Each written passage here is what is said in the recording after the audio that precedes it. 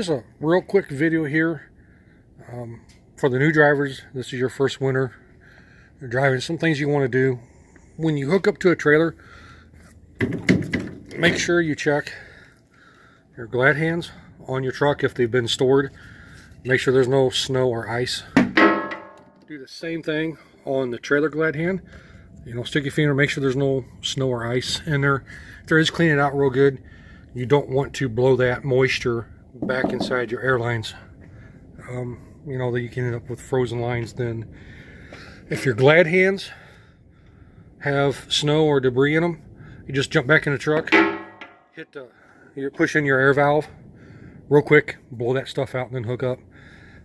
A lot of problems with this, is just also in the summertime too. You've noticed you always want, once you make connection, reach out, grab it, wiggle it, and look down the side of your trailer, make sure your lights aren't going off. If that happens, you have a bad connection. There's little pins in there. If you took a knife or a screwdriver, you can spread those out. You don't want to spread them out real far, because then you won't be able to plug it in.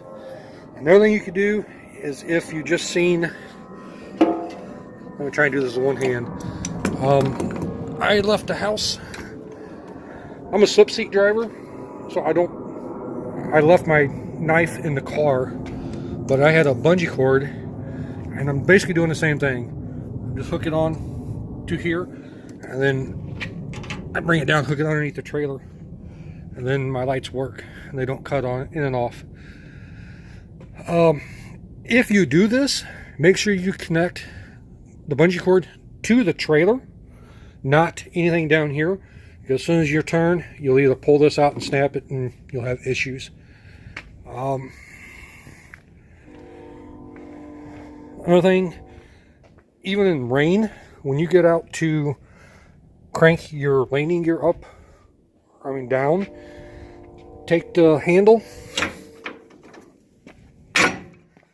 and just kind of shake it a little bit, get any moisture, water out of it, because if you don't, as soon as you twist that, you're going to get a mouth and eye full of nasty crap.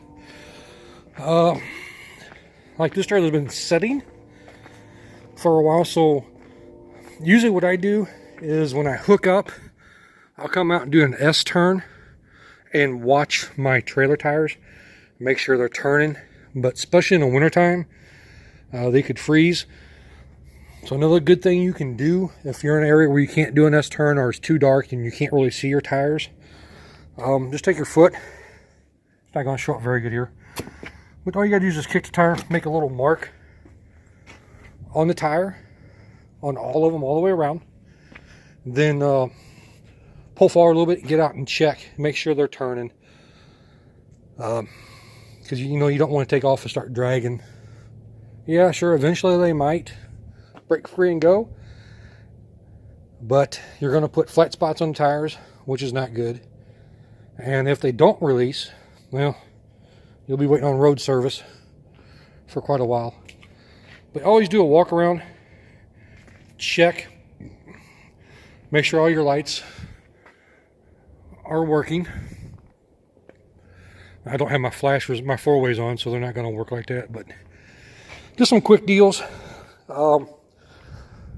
I'd have to say in the wintertime, the main thing is to make sure there's no snow or ice, water on your glad hands, both on the tractor and the trailer. Make sure those are clean.